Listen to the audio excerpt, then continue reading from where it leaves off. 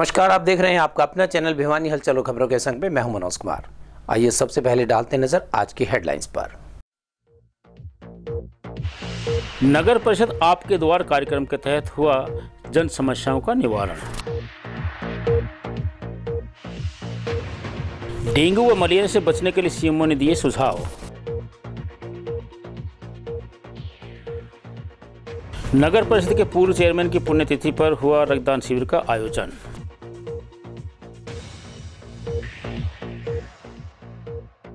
भीषण गर्मी के चलते अस्पतालों में बढ़ रही है मरीजों की संख्या।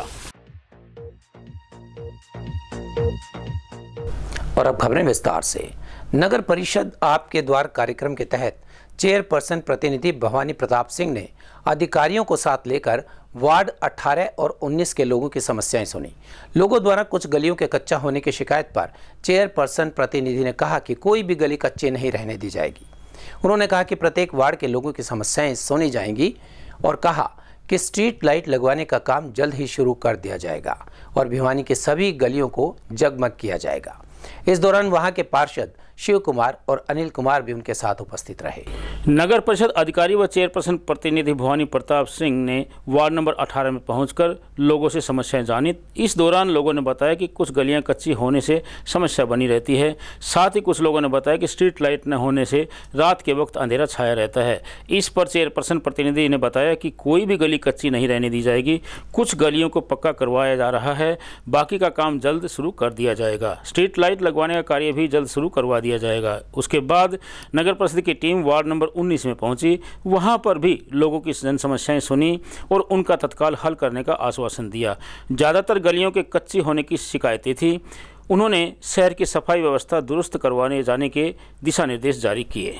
बर्मा कॉलोनी, सेवा नगर और हमारा जित्तवाला फाटक के पार के जो हमारा क्षेत्र है सारा का सारा 18 नंबर वार्ड, 19 नंबर वार्ड और 20 नंबर वार्ड का, यहाँ हमने सभी साथियों को इकट्ठा करके, हमारे पार्षद नील जी हैं, शिव कुमार जी हैं, इकट्ठा करके हमने यहाँ जो गलियाँ हैं, जो गलियों का निर्माण कार्य होना है, लाइटों की समस्या है और सीवर पानी की समस्या लोगों ने बताई हमें सही क्षेत्रवासियों ने। तो हम चाहते हैं कि प्रत्येक वार्ड के अंदर 31 से 31 वार्डों में कोई गली कच्ची ना रहे, कोई खंभा बिना लाइट का ना रहे।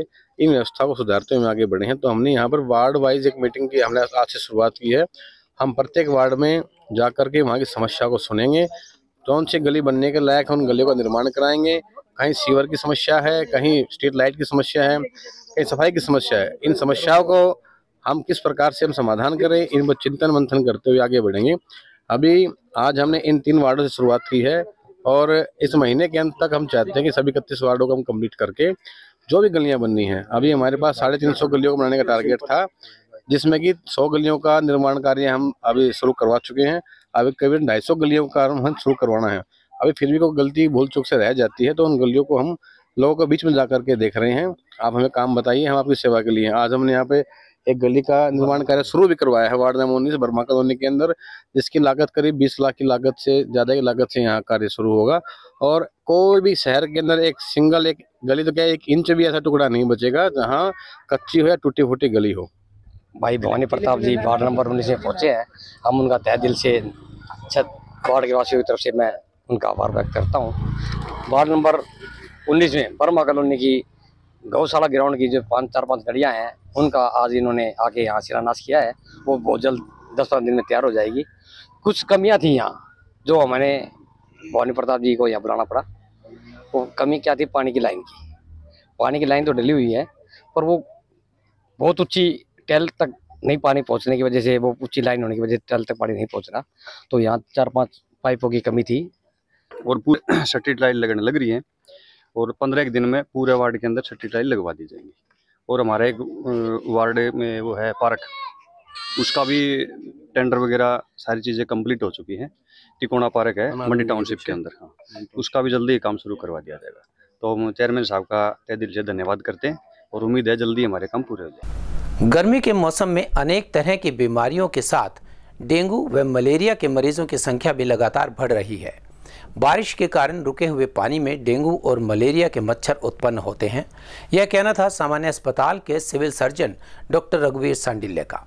आने वाले मौसम में स्वस्थ रहने के लिए उन्होंने विस्तृत रूप से बताया कि वेक्टर और वाटरबोर्न डिजीजेज इस मौसम में शुरू हो जाती हैं, जिसके रोकथाम के लिए स्वास्थ्य विभाग द्वारा 134 टीम्स का गठन किया गया है और डेंगू और मलेरिया की रोकथाम के लिए की जाने वाली एक्टिविटीज अप्रैल से नवंबर माह तक चलती हैं।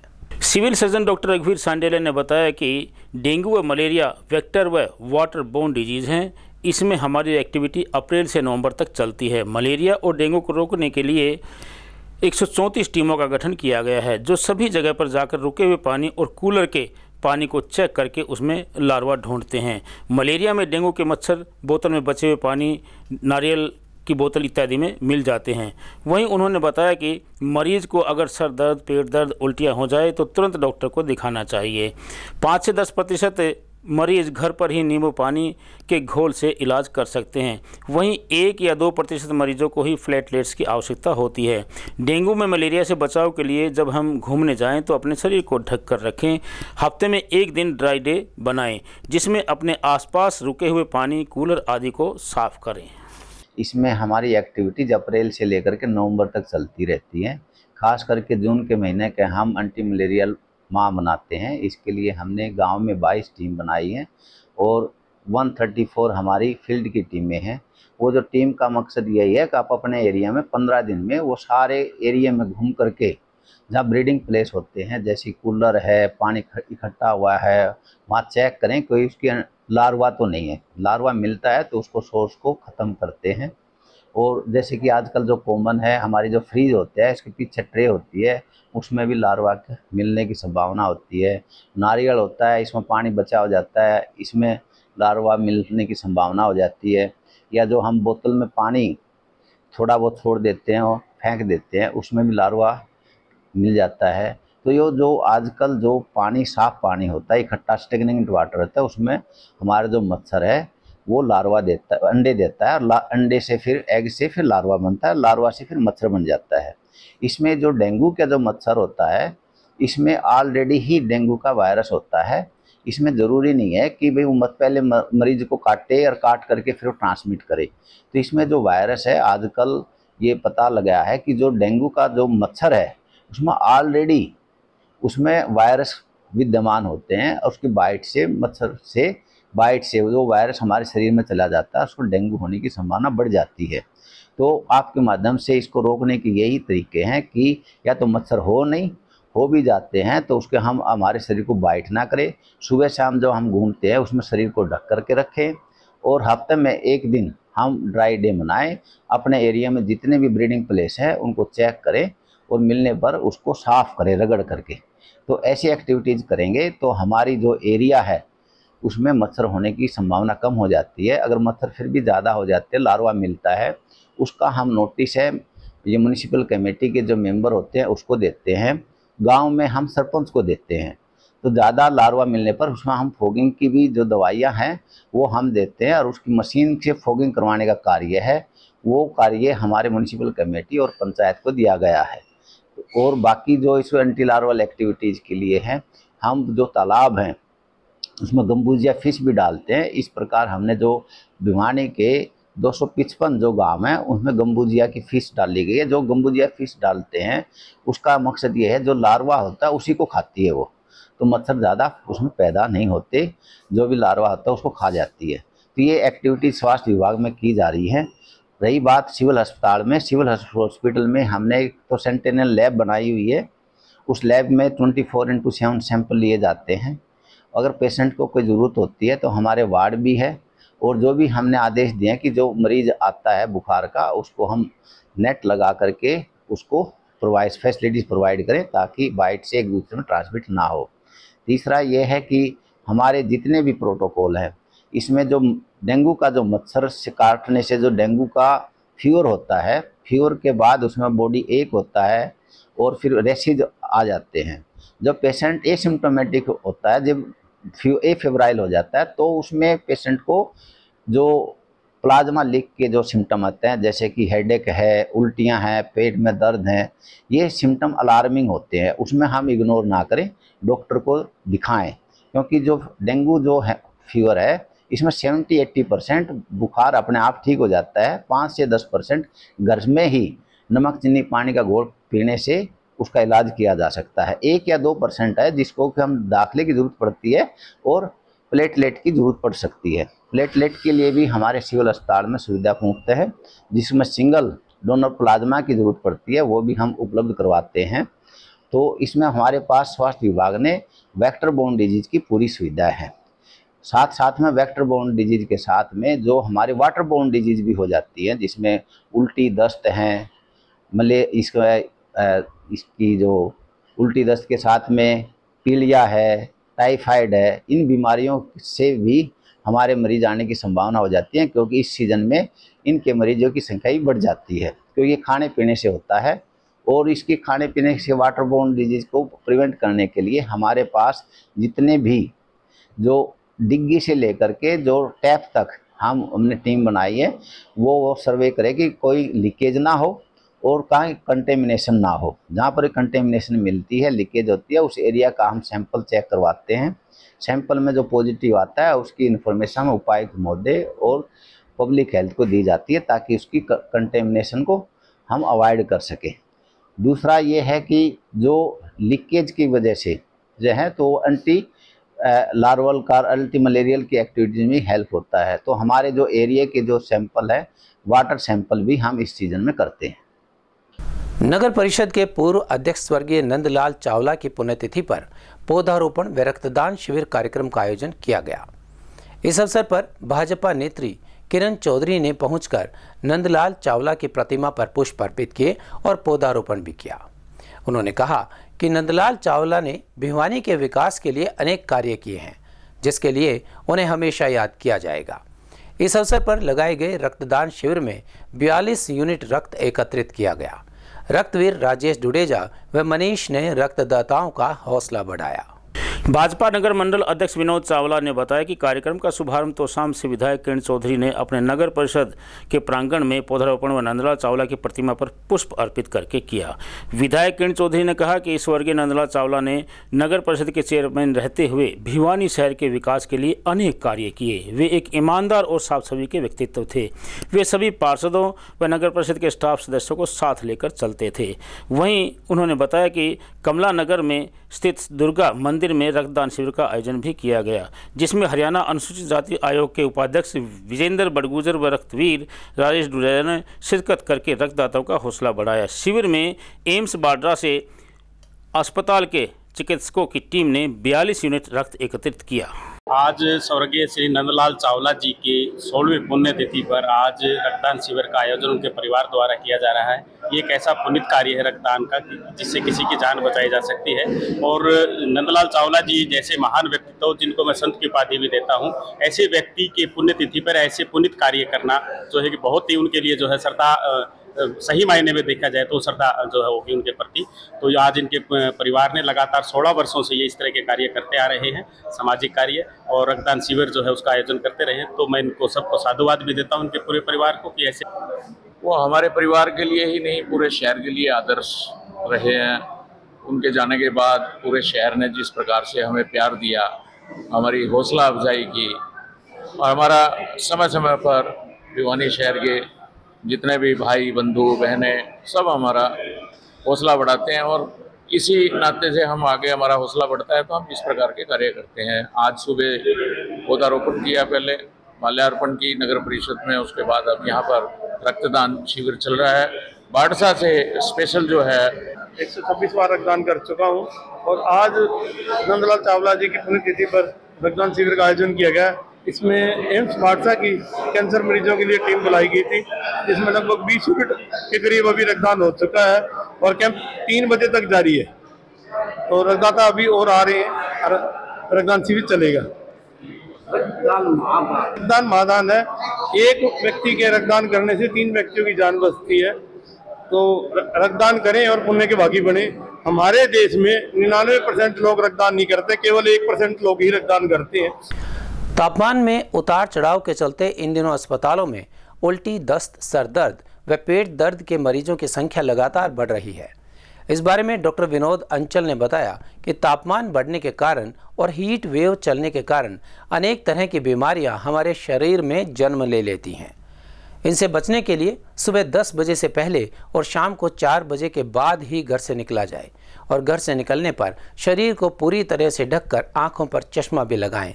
समय समय पर नींबू पानी लें, ORS का घोल पिएं और संतुलित आहार लें तो हम स्वयं को गर्मी से बचा सकते हैं। डॉक्टर विनोद अंचल ने बताया कि तापमान बढ़ने के कारण हमें हमारे शरीर का विशेष ध्यान रखना चाहिए और हीट वेव से हमारे शरीर को बचाना चाहिए। गर्मी से बचने के लिए सुबह 10 बजे से लेकर शाम 4 बजे तक घर से बाहर न निकले। अगर ज़रूरी कार्य के लिए निकलना पड़े तो अपने शरीर को ढक कर चले तथा आंखों पर काला चश्मा लगाएं और समय समय पर पानी पीते रहें। हीट वेव से शरीर का तापमान बढ़ जाता है, जिससे शरीर में उल्टी, दस्त और पेट दर्द, थकान आदि हो जाती हैं। गर्मी से बचने के लिए खाने में संतुलित भोजन का सेवन करें, नींबू पानी, ORS व नारियल पानी का सेवन करते रहें। बहुत ज़्यादा है, तापमान बाहर बहुत ज़्यादा है, अबव 45 है, तो ऐसे में हमें शरीर का बड़ा ध्यान रखना चाहिए। हमें हीट वेव का बड़ा ध्यान रखना चाहिए, क्योंकि हमारे बॉडी के अंदर थर्मोस्टेट होता है जो हमारे टेम्परेचर को कंट्रोल करता है। तो इसमें ऐसी स्थिति के अंदर आप प्रिकॉशन के रूप में हम बताना चाहें तो आप दिन में सुबह 10 बजे से और शाम के 4 बजे तक आप जब तक बहुत ज़रूरी काम ना हो घर से बाहर ना निकलें। पहला तो ये है। अगर आवश्यक है भी निकलना तो आप आँखों पे चश्मा, सर पे टोपी और खुले वस्त्र और हल्के रंग के वस्त्र का आप प्रयोग करें और पानी की बोतल, अपना ORS, नींबू पानी की शिकंजी ये बार बार आप पीते रहें, जिससे कि आपके अंदर डिहाइड्रेशन, पानी की कमी की प्रॉब्लम ना हो। बिल्कुल गर्मी के वातावरण के अंदर आपको खाने पीने का विशेष ध्यान रखना चाहिए। आपको गरिष्ठ भोजन नहीं लेना चाहिए। आपको चाय, कॉफ़ी, इस तरह की जो ड्रिंक्स हैं वो नहीं लेने चाहिए। गर्म हुए पेय पदार्थ है, उसकी बजाय आप आम पन्ना है, नींबू पानी, शिकंजी है, ये नारियल पानी है, ये प्रचुर मात्रा में आपको लेना चाहिए और बचाव में ही। गर्मी लग गया, इसमें बुखार हो, जुकाम हो, नाके नाम है, उल्टी दस्त हो गई। गर्मी पड़े घनी है, उल्टी दस्त का कारण ये तो लगभग मेरे नाम बढ़ हो रहा है, हाथ बहुत पानी बाकी काफ़ी जगह हो रहा है। बाकी कुछ आराम से ये देखो कितना आराम करते हैं, तो टाइम बहुत बढ़ता है। आज हमारा सामने तो कोई साल पास की बात, आज की बात करूँगा। इतनी गर्मी तो मेरी 72 साल की उम्र होगी, तो मन इतनी गर्मी में। और अब एक खबर चलते चलते, भारत के लोगों में विदेश जाने का चार्म रहा है। हर युवा का सपना होता है कि वो विदेश जाकर धन कमाए। भाग्यशाली लोग विदेश जाकर धन कमाते भी हैं, पर कुछ ऐसे युवा भी होते हैं जो ट्रैवल एजेंट्स के जाल में फंसकर अपनी जिंदगी से हाथ धो बैठते हैं। परंतु अब वो सच सामने आ रहा है। उसे देश की अर्थव्यवस्था के लिए खतरा कहा जा सकता है, क्योंकि भारत के करोड़पति देश की नागरिकता छोड़कर विदेश में जाकर बस रहे हैं। चौंका देने वाली जानकारी है कि 2023 में 51,000 भारतीय करोड़पतियों ने अपने देश की नागरिकता छोड़ देश को अलविदा कहा है। इंडिविजुअल के देश छोड़ने के मामले में शीर्ष देशों की सूची में शामिल है भारत। देश छोड़ने के कई कारण हैं। इसमें दूसरे देशों में बेहतर सुरक्षा, आर्थिक स्वतंत्रता, टैक्स लाभ, रिटायरमेंट पॉलिसी, व्यावसायिक अवसर, अनुकूल जीवन शैली, बच्चों के लिए शिक्षा के अवसर, स्वास्थ्य सेवा प्रणाली और स्टैंडर्ड ऑफ लिविंग शामिल हैं। यूएई की शून्य आयकर नीति, शानदार जीवन शैली, रणनीतिक स्थान और गोल्ड वीजा जैसी कई योजनाएं बड़ी संख्या में भारतीय करोड़पतियों को आकर्षित कर रही हैं। रिपोर्ट के मुताबिक यूएई के वेल्थ मैनेजमेंट इकोसिस्टम और विकास अभूतपूर्व हैं। यूएई के अलावा भारत के करोड़पति अमेरिका, सिंगापुर, कनाडा और ऑस्ट्रेलिया की नागरिकता लेना भी पसंद कर रहे हैं। रिपोर्ट में बताया गया है कि इन देशों में धनी व्यक्तियों के आने से आर्थिक रूप से लाभ मिलने की संभावना है, जो निवेश, व्यावसायिक और स्टार्टअप और रोजगार को बढ़ाने के माध्यम से योगदान करते हैं। लंदन के OBE का मानना है कि करोड़पतियों को देश में बनाए रखने से आर्थिक और राजनीतिक स्थिरता आती है, लेकिन भारत के लिए यह चिंता का विषय है, जिस पर सरकार को गंभीरता से सोचना चाहिए। और आइए अब जाने से पहले डालते हैं एक नजर आज की हेडलाइंस पर। नगर परिषद आपके द्वार कार्यक्रम के तहत हुआ जन समस्याओं का निवारण। डेंगू व मलेरिया से बचने के लिए सीएमओ ने दिए सुझाव। नगर परिषद के पूर्व चेयरमैन की पुण्यतिथि पर हुआ रक्तदान शिविर का आयोजन।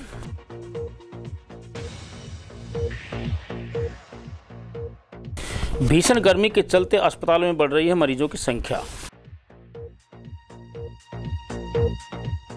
हमारे आज के अंक में बस इतना ही। अगले अंक के लिए देखते रहिएगा आपका अपना चैनल भिवानी हलचल।